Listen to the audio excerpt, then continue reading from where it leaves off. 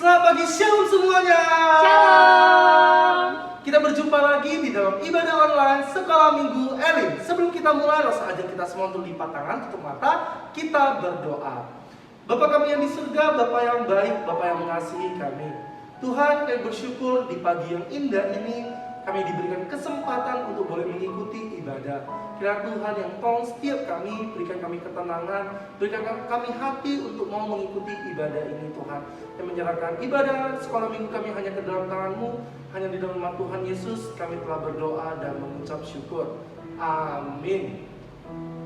Masa undang kita semuanya bangkit berdiri, kita sama-sama nyanyikan lagu yang pertama, Mars Sekolah Minggu.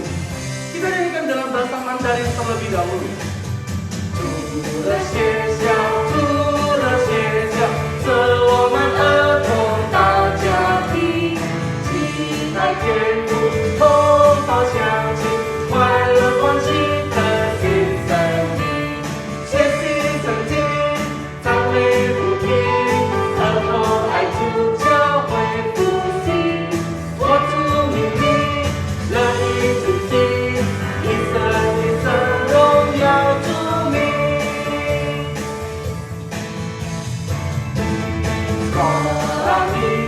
Sekolah minggu, rumah anak-anak semua. Hati Allah, cinta bangsa, hidup penuh sukaria. Berjalan kita suci, cinta Tuhan gereja maju. Jalankanlah beritanya, muliakan Tuhan sepanjang hidup.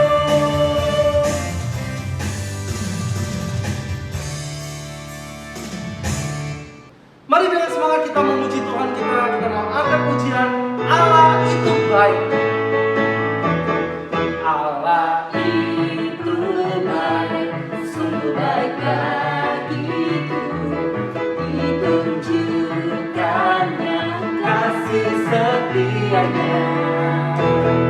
Dia menyediakan yang ku perlukan, menyatakan kebaikan, menyatakan kebaikan, menyatakan kebaikannya padaku. Kasih setianya tak pernah berubah, dulu, sekarang, dan selamanya. Ajaib dan kuasa dalam namanya, Yesusku luar biasa. Kasih setianya tak pernah berubah, dulu, sekarang, dan selamanya. Ajaib dan kuasa dalam namanya, Yesusku luar biasa. 起来宣告我们的信仰，舍徒心经。我信上帝全能的父，创造天地的主。我信我主耶稣基督，上帝的独生子，因圣灵感应，由童真理玛利亚所生，在本丢比拉多手下受难，被钉于十字架，受死埋葬，第三天从死人中复活升天，坐在全能父上帝的右边，将来必从那里降临，审判活人死人。我信圣灵，我信圣而共的教会，我信圣徒相通，我信罪的赦免，我信圣体复活，我信永生。Amin. Sebelum kita mendengarkan kebenaran firman Tuhan, kita mau kembali angkat satu pujian, Let Me Stay, Nempung.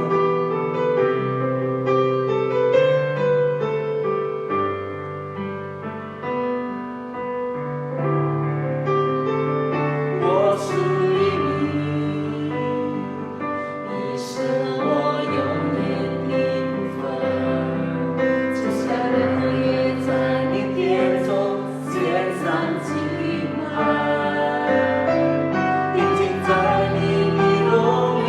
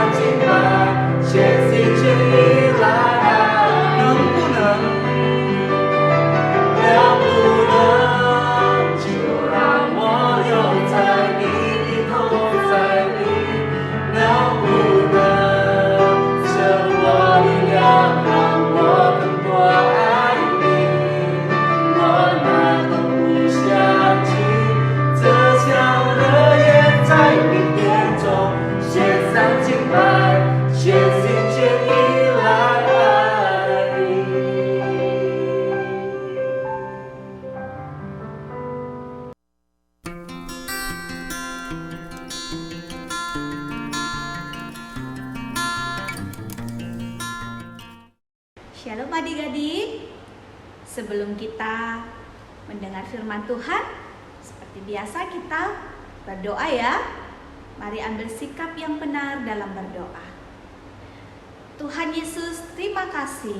Kami bersyukur sepanjang minggu ini Tuhan, Engkau memperhatikan kehidupan kami dan menyertai kami. Saat ini Bapa, kami mempersiapkan hati dan pikiran kami untuk mendengar firman Tuhan. Tuhan Yesus, berkati kami supaya kami boleh mengerti apa yang akan disampaikan oleh contoh kami. Dalam nama Yesus kami berdoa dan mengucap syukur. Amin. Nah, adik-adik, sebelum contoh lanjut, mari kita kembali mengingat apa saja yang telah kita pelajari dalam Injil Yohanes, di mana terdapat 7 tanda atau 7 mujizat yang telah kita pelajari. Apa-apa saja ya? Yang pertama, Yesus merubah air menjadi anggur. Ya, yang kedua, menyembuhkan anak pegawai istana, menyembuhkan orang lumpuh, memberi makan 5.000 orang. Apalagi? Ya, berjalan di atas air. Wah, ternyata kita sudah belajar 5 mukjizat yang dilakukan Tuhan Yesus. Hari ini kita akan melanjutkannya kembali ya. Berarti hari ini kita akan melihat mukjizat yang yang keenam yang dilakukan oleh Tuhan Yesus. Bagaimana ceritanya? Yuk kita simak. Nah, adik-adik, setiap indera yang ada dalam tubuh kita ini sangat penting. Salah satu yang berkaitan dengan pembahasan kita kali ini adalah mata. Coba kita pegang mata kita. Nah, mata ini Tuhan letakkan di tempat yang pas dalam tubuh kita. Mata kita berfungsi untuk melihat, dan Tuhan meletakkan ini di wajah kita. Tuhan buat ada 2, yaitu kiri dan kanan. Jadi sangat indah dan sangat sempurna. Coba bayangkan adik-adik, jika mata kita ini satu di kening, satu di pipi. Wah, sangat sulit bagi kita untuk melihat. Namun ada satu kondisi di mana seseorang tidak dapat mempergunakan matanya. Dia tidak dapat melihat. Nah, ceritanya ini ada dalam Yohanes pasal 9 ya adik-adik. Nah, adik-adik yang dikasihi oleh Tuhan, mari kita melihat siapakah dia, bagaimana kisahnya. Dalam perjalanan, murid-murid Tuhan Yesus melihat seorang yang buta. Tentu orang buta ini tidak dapat melihat, bukan? Ya, dia tidak dapat melakukan pekerjaan-pekerjaan apapun selain daripada mengemis. Hari-harinya yang dia lewati begitu berat karena hanya kegelapan yang dia lihat. Sesaat atau beberapa menit pun tidak pernah melihat terangnya di siang hari atau betapa gelapnya di malam hari. Setiap hari bagi dia malam, gelap semuanya. Kondisi ini terjadi sejak dia lahir. Dia bertumbuh dari hari ke hari dan tidak dapat melakukan pekerjaan seperti orang lain pada umumnya. Jadi setiap hari dia akan pergi ke pinggir jalan untuk meminta sedekah. Sehingga orang-orang di sana sudah sangat tahu dia bahwa dia seorang yang buta sejak kecilnya. Dia meminta belas kasihan orang lain yang mau memberi sedekah. Sehingga dengan itu dia dapat memenuhi kebutuhannya sehari-hari. Nah, adik-adik, kondisi ini sangat menyedihkan. Lalu murid-murid Tuhan Yesus bertanya kepada Tuhan Yesus tentang kondisi orang buta tadi. Mereka bertanya, mengapa dia buta? Ini dosa siapa? Apakah dosa orang tuanya atau karena dosanya sendiri? Apa jawaban Tuhan Yesus adik-adik? Jawaban Tuhan Yesus pada saat itu, tidak dua-duanya.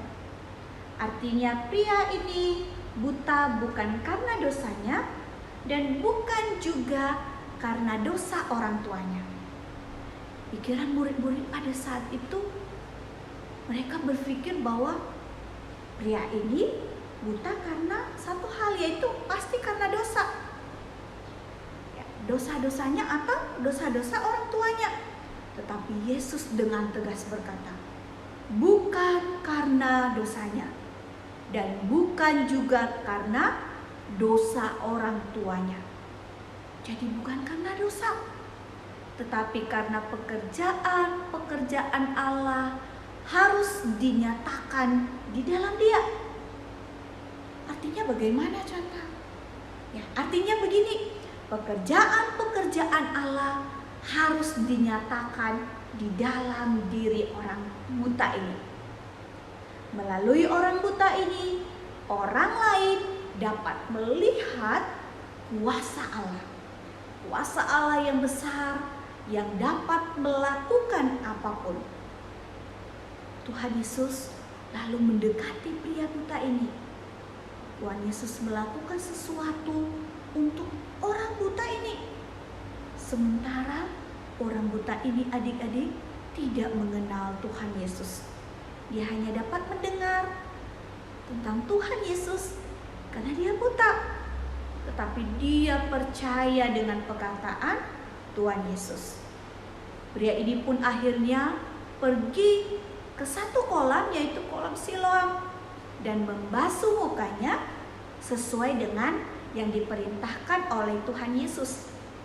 Pada saat itu dia ikut yang dikatakan oleh Tuhan Yesus dan pergi ke kolam.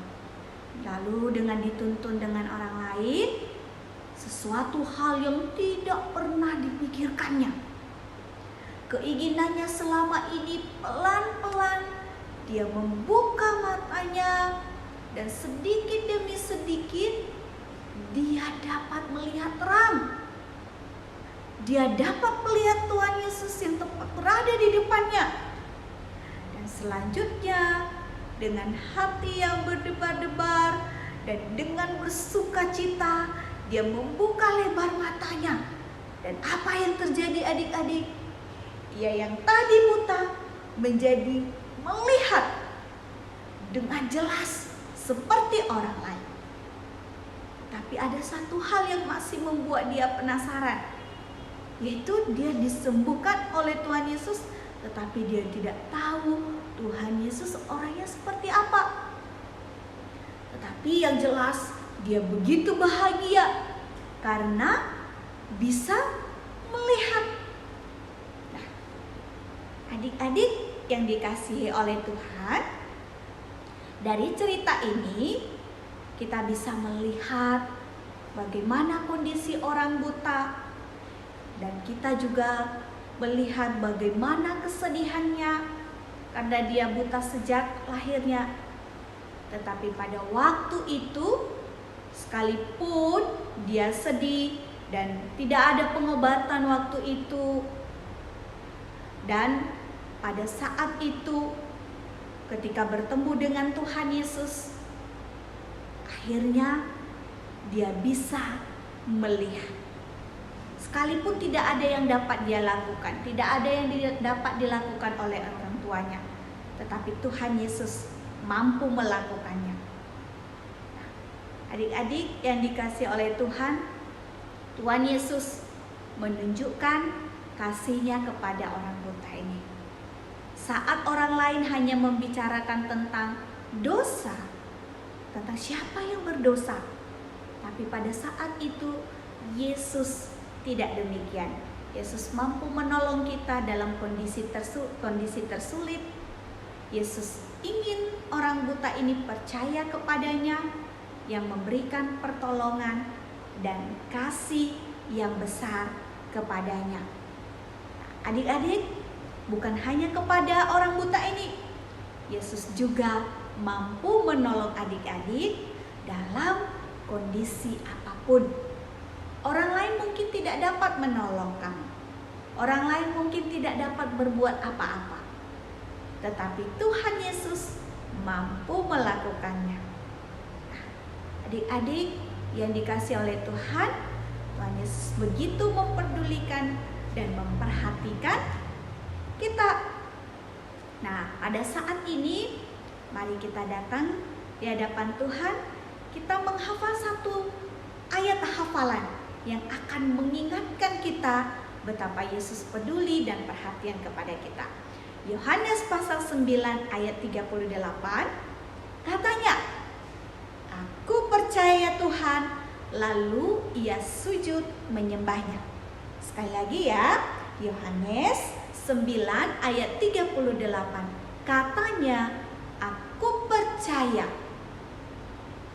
Tuhan," lalu ia sujud menyembahnya.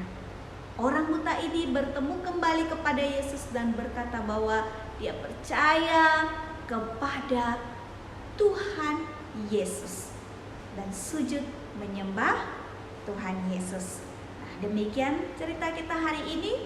Mari kita bersatu di dalam doa. Tuhan Yesus, terima kasih. Barusan kami mendengarkan cerita tentang Engkau menyembuhkan seorang yang buta. Kami percaya Bapa bahwa Engkau mengasihi dia dan Engkau juga mengasihi kami. Apa yang Tuhan Yesus lakukan yaitu untuk kemuliaan bagi nama Tuhan. Bapa, kami serahkan hidup kami ke dalam tangan-Mu. Dalam nama Yesus kami berdoa dan mengucap syukur. Amin. Untuk meresponi kebenaran firman Tuhan, kita mau kembali angkat pujian Bapa sentuh hatiku.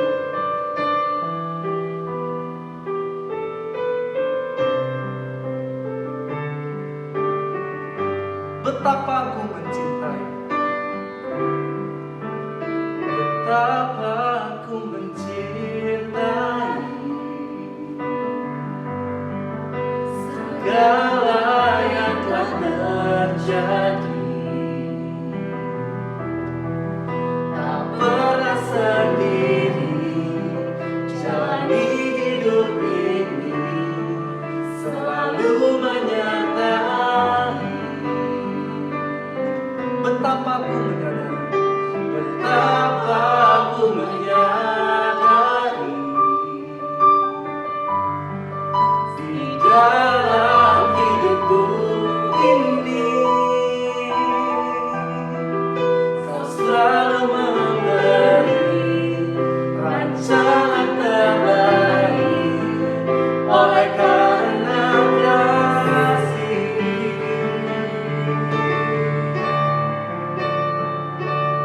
Bapa, sentuh hatiku, ubah hidupku menjadi yang baru, bagai emas yang murni. Kau membentuk bejana hatiku. Bapa, ajarku mengerti sebuah kasih yang selalu memberi, bagai air mengalir yang tiada pernah berhenti.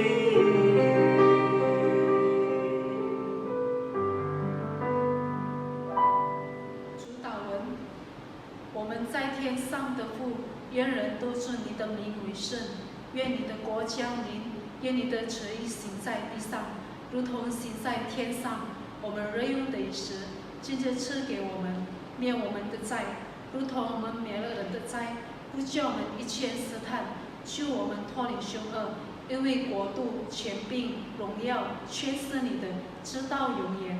阿门。 Nah, anak-anak, demikianlah ibadah kita untuk minggu ini. Sampai jumpa, Tuhan Yesus memberkati. Bye-bye.